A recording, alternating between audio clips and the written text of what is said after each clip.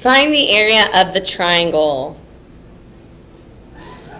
What do we know about this triangle? Someone answer out loud using your mic. What do we know about this triangle? So it is isosceles, and it is 45, 45, 90. Good answers. And so we know the pattern is x, x, x root 2. Unfortunately, that says 6 root 7, not 6 root 2. So we are going to have to play with it a little bit. We need to, oops, I'm trying to make it a 2, aren't I? We need to extract a root 2 out of it. And then we rationalize, but we've gotten so good at this, right? 6 root 14 over 2. And so that would be 3 root 14. Now remember, area of a triangle, base times height divided by 2. In this case, the base is the height. They are the same thing. Base times height divided by 2.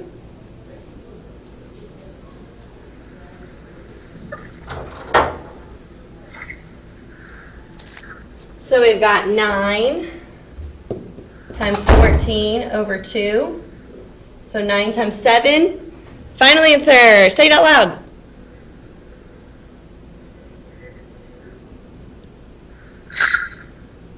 What? 14.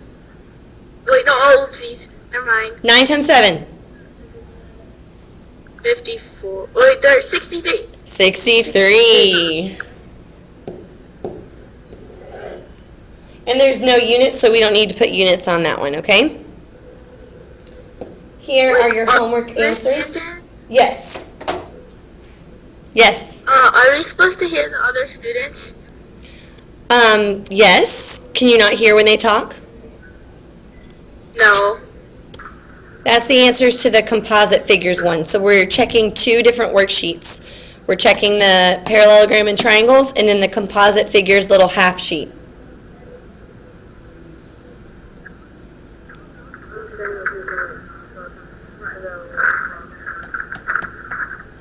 Do y'all have questions from either one of these? Title your notes, Trapezoids, Rhombi, Kites. You might be learning some new formulas today. Well, they're on your formula chart, but that's no fun if you peek at that. Trapezoid, Rhombi, Kites. Rhombi is, of course, the plural of rhombus. Just a disclaimer. I'm going to drag this over and I'm going to rotate it just to show you where the area formula comes from. That's not how you actually solve a problem, okay? So I'm doing that to help derive the formula, but this is not the process you would do to solve the problem, which some of my students were doing the other day and it really freaked me out. Okay? So I'm going to take a trapezoid, which is a shape that we already know about, and I'm going to try to turn it in, well, it's a shape we don't know about. I'm going to try to turn it into a shape that we already know how to find the area of. So the first thing I'm going to do is I'm going to double it. Now when we're done, we're going to have to undo the doubling, so we're going to have to half whatever we come up with. Now if I double this, and I rotate it 180 degrees, and I put it there, what shape have I made? Say it out loud. What have I made? Parallelogram. Parallelogram. Yay, G. Thank you for answering me. Parallelogram. Okay. So, in a parallelogram, the formula is base times height. Except I can't call this whole thing the base. This part is base 2, and what was this part called from up there? Base 1, right? So to get my base times my height, that's my base, and then my height is just my height. Height is height. Now remember, what did I do? I duplicated my trapezoid, so I need to undo that. What's the opposite of duplicating? Halving. And that's where the area formula comes from for a trapezoid. So there's your formula for the area of a trapezoid. You will also see it like this.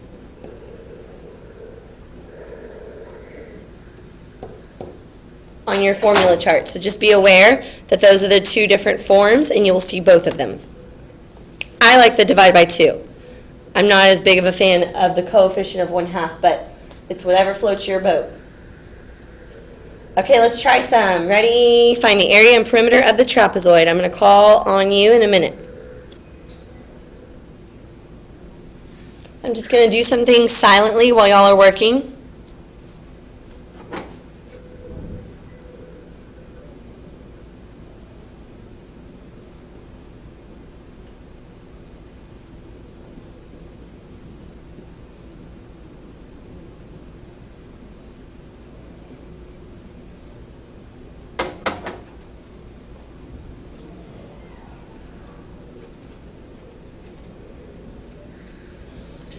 So Hussein, whenever you're ready with the perimeter.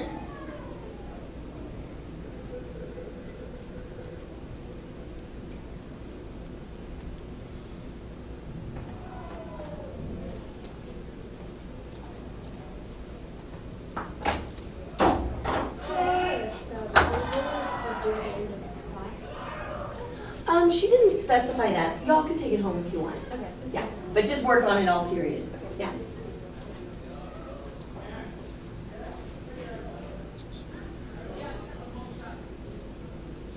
Hussein, you can say it out loud. What'd you get? Ah, that's so fun you typed it, but that was a perfect answer. Perfect. 50 plus 10 root 3. Because you added the 20, the 10, the 10, the 10, and the height, this length here is 10 root 3. Very good. All right, area. Carson.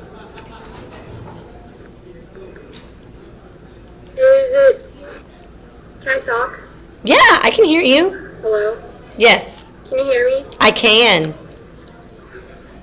Okay. Is it 259.8? Wait, there shouldn't be any decimals. It should be a radical. It should have a radical.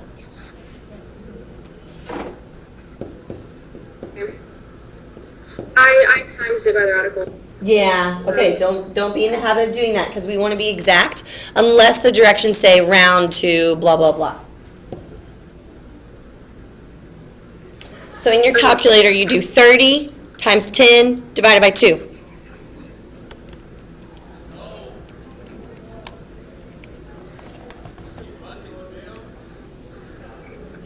What'd you get? Very good. 150 root 3, and this one would be centimeters squared, and this one would be centimeters. Okay? Moving on. That was just example 1. Example 2, find the area of the trapezoid. What sticks out to you first? What do you see first, guys, in this problem? I'm sorry, Minjung. I don't know why it's freezing.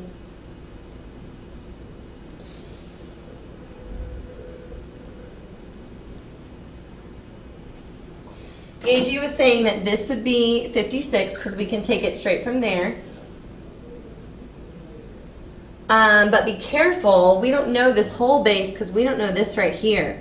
So this is going to be a pretty intense problem. So let's start by finding this height right here. Sine, cosine, or tan?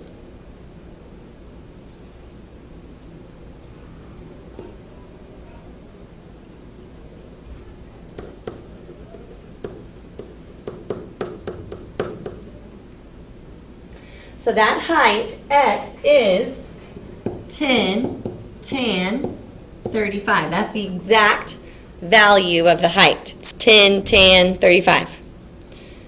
Okay, guys. I'm sorry, Carson. I don't know what to tell you.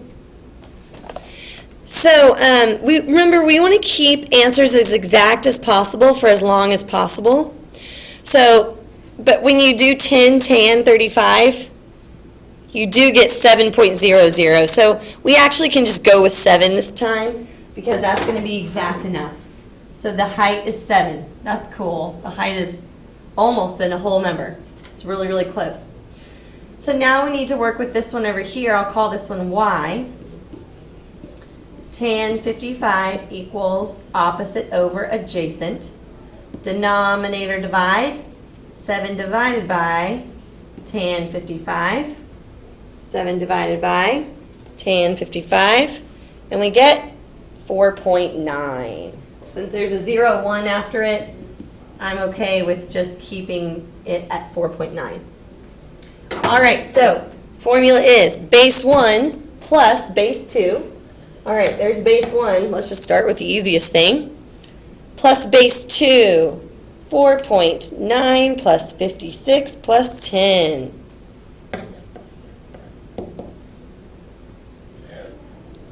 Times the height divided by 2. Times 7 divided by 2. Did y'all get this?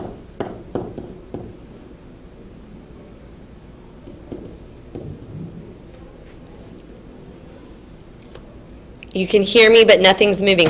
What about example number 3? Find the height of a trapezoid with mid-segment 12. Whoa, that's new. With mid-segment 12, sorry, that was a little slanted, and an area of 84.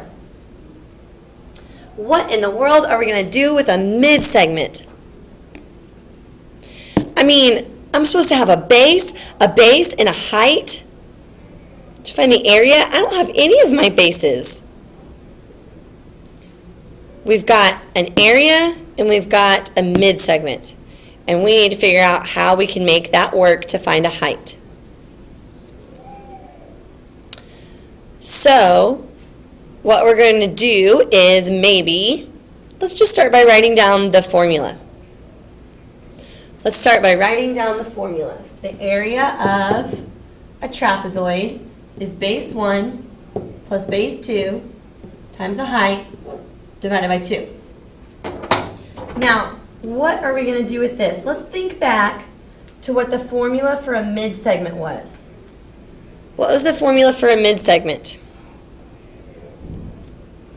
Very good, Helaman. The formula for a mid-segment was add your bases and divide by 2. Well, wait a minute. I see some common ground. Boom, boom. Those are the same thing. That means it's fair game. You can substitute. So instead of base 1 plus base 2 divided by 2 in my area formula, what can I put in its spot? Yes, okay, both bases equal 24, but I can actually just do a fair substitution. So the area is 84. Base 1 plus base 2 divided by 2 is 12. And now all we have left is the height. So instead of this, I put 12. Instead of base 1 plus base 2 divided by 2, I just stuck the number 12 in there because I know 12 is base 1 plus base 2 divided by 2. All right, so 84 divided by 12. Opposite of multiplication is division. And we've got a height of 7 inches. The next shape we're going to talk about is the rhombus. Now, this one is different from all the others. The area formula is going to depend on the diagonals of a rhombus. Remember from the quadrilateral unit, the diagonals of a rhombus are perpendicular. They are perpendicular. Let me see if I can remember how to derive this one. I think if you take this and put it here, and you take this and you put it here, that makes a rectangle. And so this one's gone and this one's gone. How do you find the area of a rectangle? Well, length times width. The length of this rectangle is diagonal 2. The width of this rectangle is, well, it's diagonal 1, but we only want half of diagonal 1 because we don't want that half down there. So length times width, but only half of diagonal 1. So you could think of it like this. Half diagonal 1 times diagonal 2. Length times width. And that's where the formula for the area of a rhombus comes from. So there's your formula right there. You can also think of it as 1/2 d1 d2. So in a rhombus, you're not looking for the sides. You're looking for the diagonals. You're not looking for the sides, you're looking for the length of the entire diagonal. Now, in a rhombus, are diagonals congruent? No, sirree, Bob, they're not congruent. So be careful. Their diagonal 1 and diagonal 2 are going to be different. Okay. Find the area of the rhombus. Since we are getting close on time, I'm just going to start working these. I'm sorry we spent so much time troubleshooting. In a rhombus, the diagonals bisect each other because a rhombus is a parallelogram. So if that is 6, that's 6. And then, right here, we've got a good old Pythagorean triple. 6, 8, 10. 6, 8, 10. If that's 8, then that's 8. So diagonal 1 is 12. Diagonal 2 is 16. It doesn't matter which is which. Those are interchangeable. So 12 times 16 divided by 2. 96 squared feet. 96 feet squared. Diagonal times diagonal divided by 2. Be careful. Some people get confused. They try to add the diagonals, but it is multiply. Find the area of a rhombus. Okay. First thing I'm going to do is add my 90-degree angles. We've got a 30, 60, 90 triangle. 12 root 2 is across from 90. So across from 30 is going to be half of that. And I know that those are congruent. And then across from 60 would be x root 3. X root 3. So 2 times 3 is 6. So we get 6 root 6.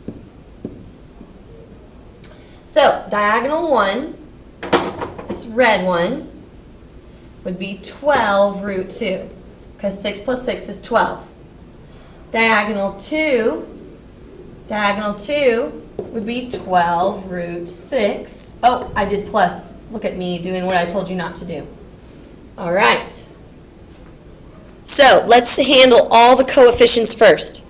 Let's just do 12 times 12 divided by 2. So there's our integers. Now let's do the radicals. Root 2 times root 6. Root 12. And we know that there's a perfect square in there. So a 2 escapes and a 3 is left over. 72 times 2, 144, root 3, and we don't have units. Whew, good problem. I'm sorry. Whew. Okay.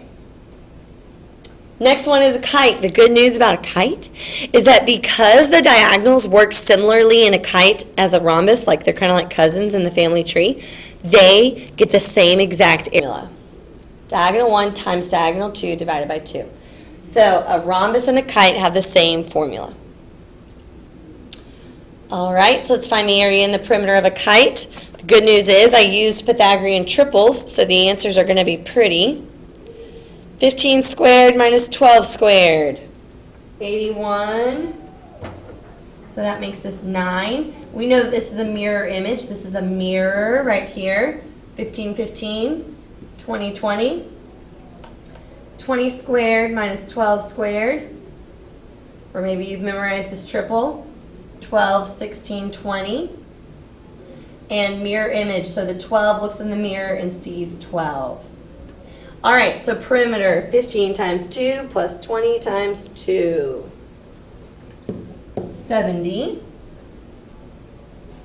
And the area, diagonal 1,